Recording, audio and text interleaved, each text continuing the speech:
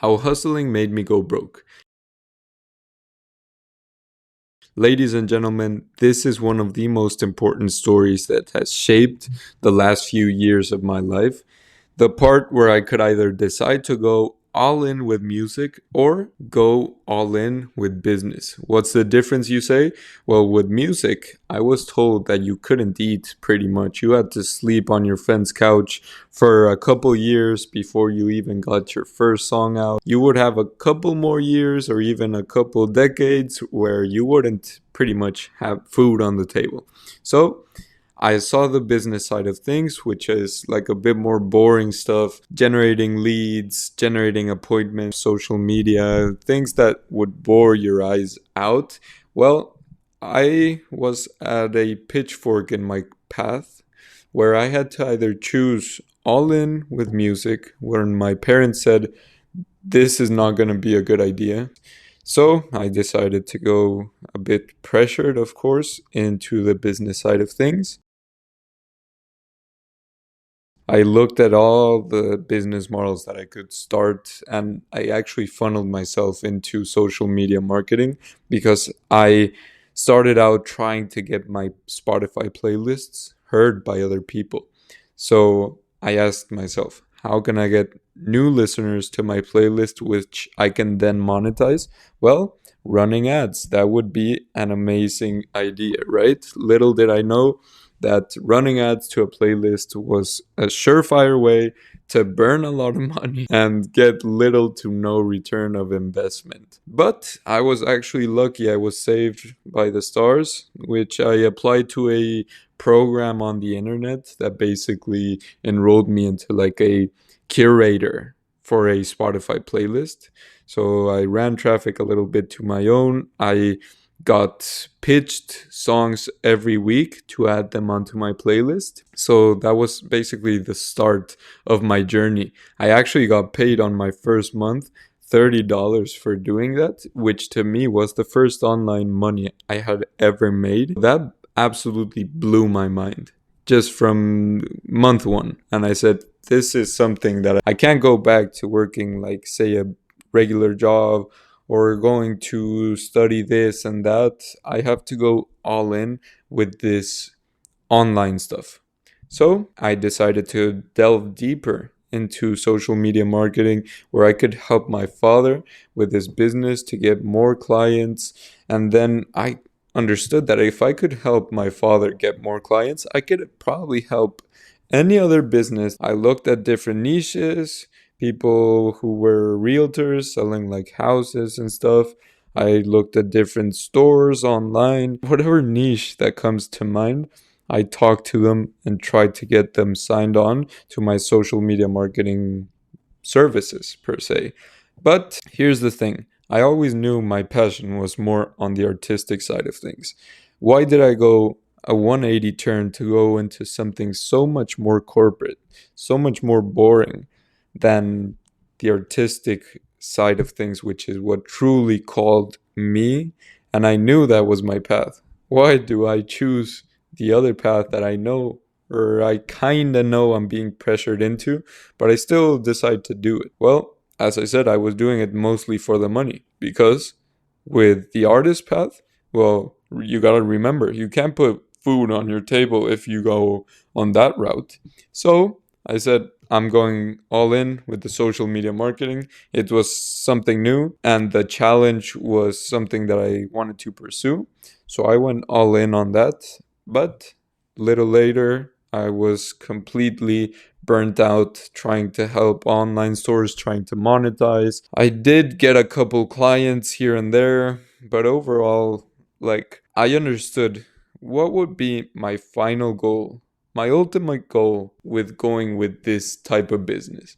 And I thought I would really like to just be on top of things with an automated business. I mean, the final outcome sounds amazing. I would also like to have like a restaurant and everything is automated, or I would like to have a software, but I was just focusing on the top, making it to the top. I was not focused on the important part, which is getting there, because that's where you're gonna spend your days and nights crying, sweating, going all in before you even see sight of your goal, of the top of the mountain. So I didn't understand that too much, but as I said, I continued with that a couple years until I finally said, you know what, this is so boring and I hate this. I don't know why I've been doing this for so long and ignoring my calling more than anything. Ignoring my calling, which is on the artistic side of things, to just pursue something that I was pouring so much time, effort, energy, everything into it just to feel empty.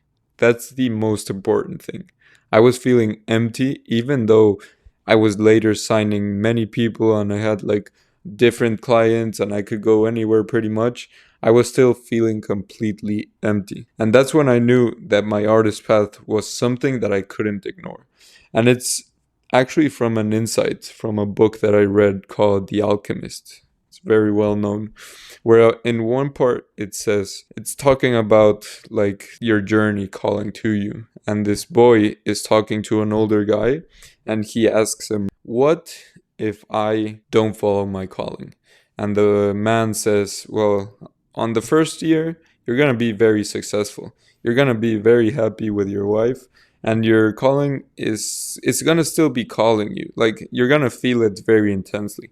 By year 2 it's going to be a little less. You're still going to be happy. By year 3 a little less. By year 5 you're going to feel empty, but you're not going to know why. That calling, you ignored it for so long that it's pretty much like buried, right? You're going to feel like there's something in your life that wasn't accomplished, but you don't know exactly why because you're satisfied with everything that you got. But what is that feeling inside of you? After all, you got everything you want, right? So that story pretty much related to my life. I read that book at least 5 times. When each time I read it, I just looked at that part and I always made the connection with the artist side of myself, where I just thought if I continue going down this path, like I'm gonna be happy. But it's really calling me. And then by year 2 a little less, but I always had that feeling. And it was until I saw a lot more success that I really lost the way. When I was like, okay, I was doing this for the money, but now that I have it, I hate my day to day. I hate what I'm doing. I don't see any purpose in this. And if I really wanted to scale even further, because at this point I didn't have like an automated completely business that was running on its own and everything was amazing. I had achieved say 50 or 60% of my goal, or even 70, I would dare to say.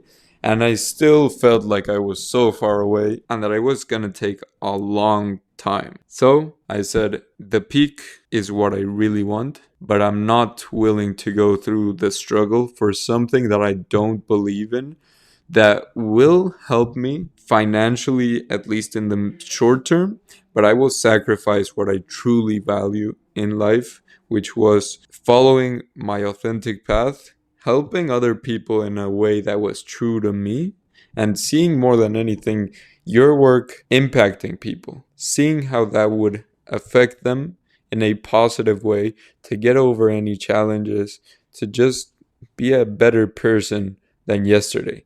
And throughout this whole process, I always had in mind different business ideas that I wanted to start.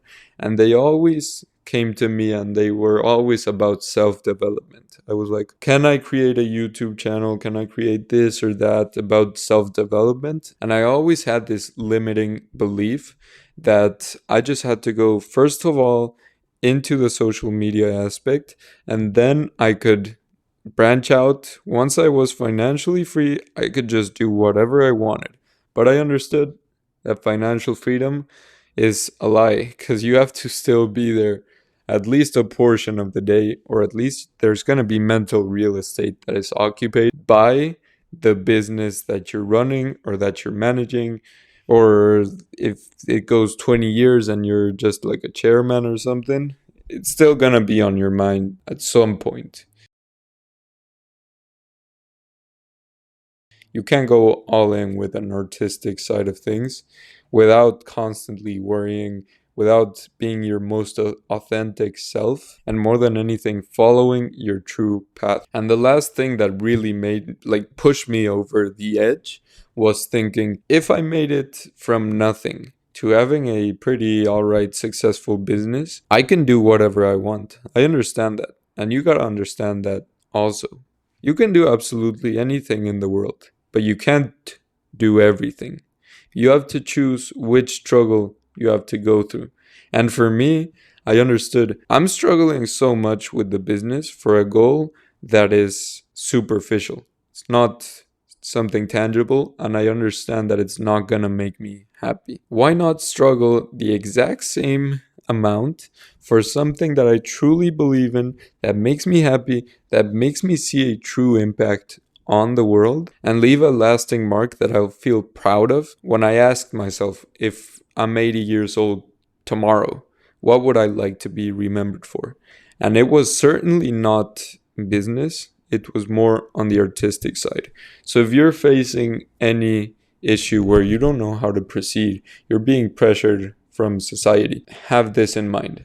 Everything is going to be very hard. It doesn't matter what you choose. Corporate job, entrepreneurship, artist, whatever you want, creator in general, like online, everything is going to take a lot of effort. But why don't you just choose from day one, without being pressured from society, on the thing you really would like to be remembered for and are willing to struggle? That's the most important thing. That's the most important thought I want to leave you with. Thank you very much for watching so far.